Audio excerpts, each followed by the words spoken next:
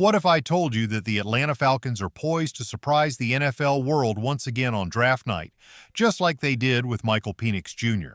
Imagine if they decided to completely ignore the expected path, bypass positional needs, and make a bold wild card move at pick 15. That's the buzz circulating among Falcons fans, and today we're going to explore how and why this could happen. Trust me, some of the names being discussed as potential surprise picks will truly amaze you. Let's set the stage with a scenario.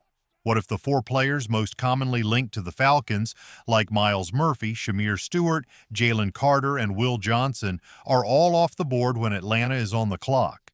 It's not out of the realm of possibility. In that case, the Falcons will face a crucial decision. Should they draft based solely on positional need, likely targeting an edge rusher, or should they opt for the best player available regardless of position? This is where things get interesting. Recent rumors and a revealing list of pre-draft visits and private workouts suggest that the Falcons might already be preparing for this moment.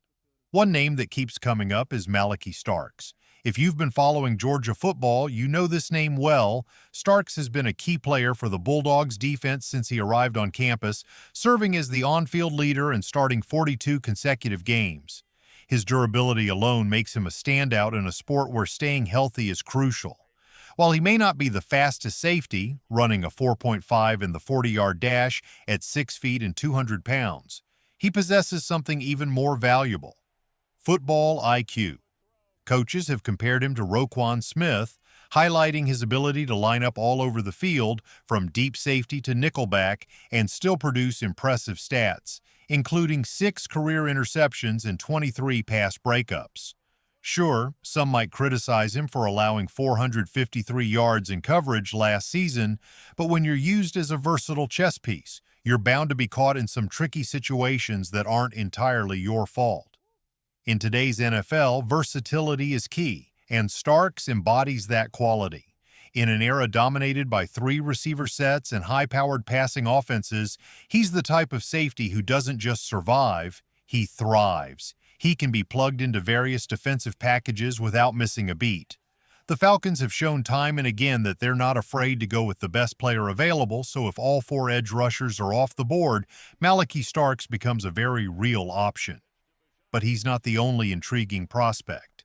Enter Nick Emery, a player who's built like a linebacker but plays safety with finesse. Standing at 6 feet 3 inches and weighing 220 pounds, he's an athletic marvel who made a name for himself at South Carolina, earning freshman All-American honors and MVP as a true freshman. Last season, he recorded 2 pick-sixes and allowed a staggering low quarterback rating of just 37.1 when targeted, an impressive feat for a player of his size. Emery is a do-it-all safety with elite ball skills. The Falcons are clearly doing their homework. Bringing in both Starks and Emery for visits indicates they're seriously considering the safety position early in the draft.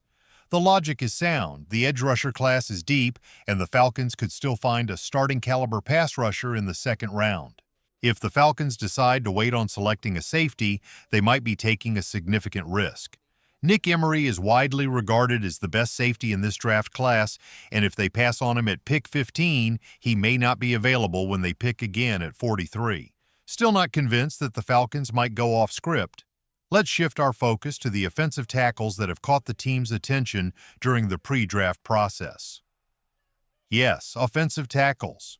Despite all the chatter about Atlanta prioritizing defense, 2 offensive linemen have made their way onto the Falcons' visit list: Kelvin Banks and Josh Connolly. You might be thinking, wait, the Falcons already have Caleb McGarry and Jake Matthews locked in. And you're not alone in that thought. However, this could be reminiscent of the Michael Penix Jr. situation, where no one expected the Falcons to make that pick, yet they did. Could they be thinking a step ahead again? Kelvin Banks stands at 6 feet 5 inches and weighs 315 pounds, boasting a solid pedigree as a 3-year starter at Texas. He secured the left tackle position from day one, but when he faced elite defensive lines like Michigan and Georgia, he struggled, allowing 3 pressures and 1 sack. While those numbers aren't catastrophic, they do raise some concerns for a first-round tackle.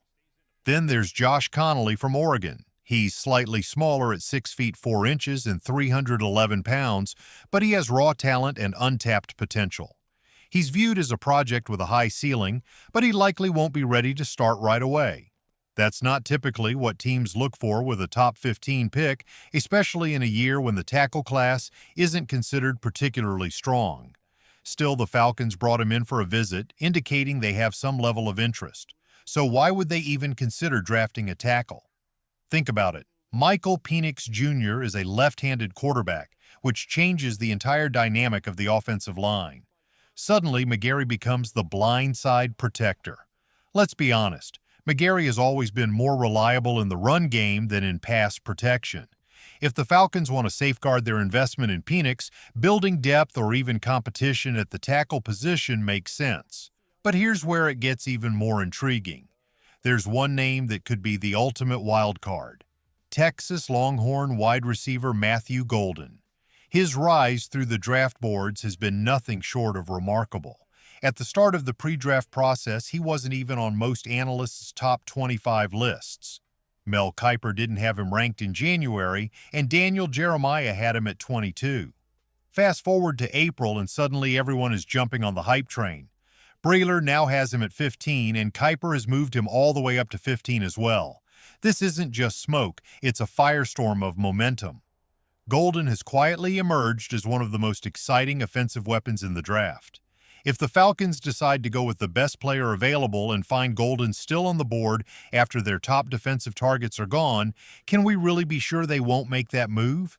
The case for Golden is compelling.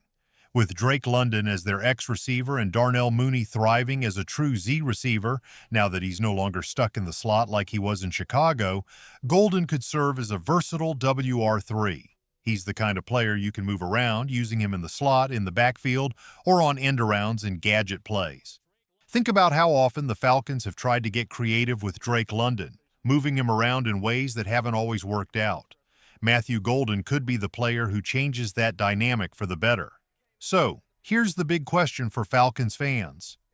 If the draft board doesn't fall in their favor at pick 15, would you prefer to force a pick for an edge rusher, or would you take a top 10 talent at another position? Could the Falcons surprise us again, just like they did with Michael Penix Jr.?